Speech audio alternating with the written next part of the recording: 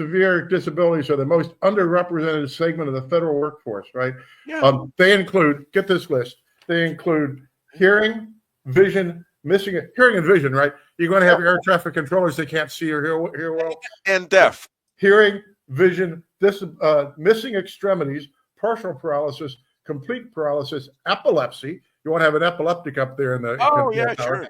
Severe intellectual disabilities, psychiatric disabilities, and dwarfism, right? Now, I got nothing against dwarfs. You give them a stool, they can probably do the job just fine. Yeah, sure. But it seems to me it's criminally negligent is if the federal government is intentionally trying to kill people by putting people with severe intellectual disabilities in charge of anything. I mean, instead of the FAA. There's something you said they didn't mention Jews or anything like that. I got to tell you, they have sort of included us in that. I love the Boston Celtics. I've always wanted to be a Boston Celtics.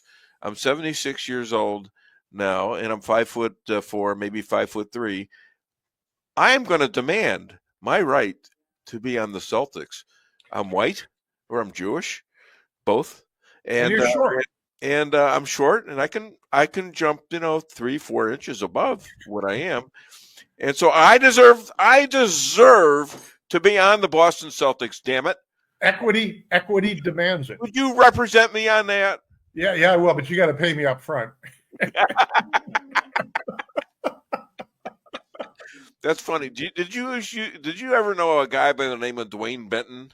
The judge? Yeah. I was at his daughter's wedding.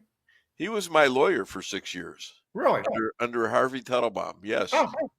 And he was the kind of guy that I introduced him once in a speech following one of the Carnahans, and Carnahan was pretty stiff.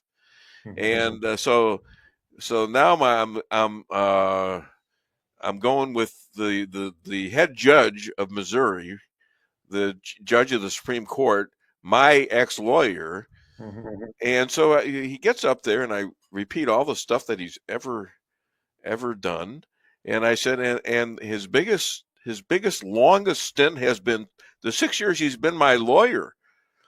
And so he gets on the mic and he says, I would have stayed longer if you'd only paid me. And I said to him, I would have paid you if you'd won a case. It's pretty good. How to make friends and influence people, right? Yeah. He testified for me once on my, which divorce was this? My wife is sitting here right now. I'm trying to, I think this is the last, I don't remember which divorce. It's hard for me to know. Yeah. Anyways, all I know is I'm married to a beautiful woman. She's sitting right there and she's playing with her phone. Anyway, I was going to say, it doesn't matter how many old divorces you had, as long as you're not currently having a new one. Yeah, no, I hope not. I think we're getting along very well, by the way. All right. Yeah, what is this, marriage counseling now? She has become a Christian. She's become a Christian minister. Do you believe that? Do you know what one of her jobs is? Converting Jews. Bingo. Swear to God. And she's got this big damn sword there, a Solomon sword that she got for being anointed by Pastor Pat here in Rolla. And I'm thinking to myself about the movie Gladiator, where he was going to be assassinated, and they put the sword to his back, and he said, I want a gladiator, a soldier's death.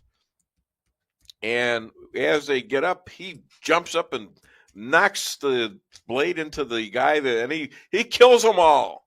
Okay.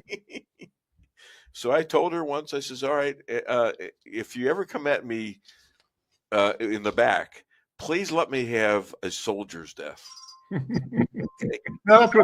That's up to the courts, Dave. The courts are the one to give you that soldier's death. There you go.